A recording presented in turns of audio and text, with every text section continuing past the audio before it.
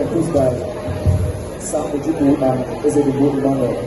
ATULA composed by Sam Ojukwu, and Awka composed by EGWU, aka EGWU.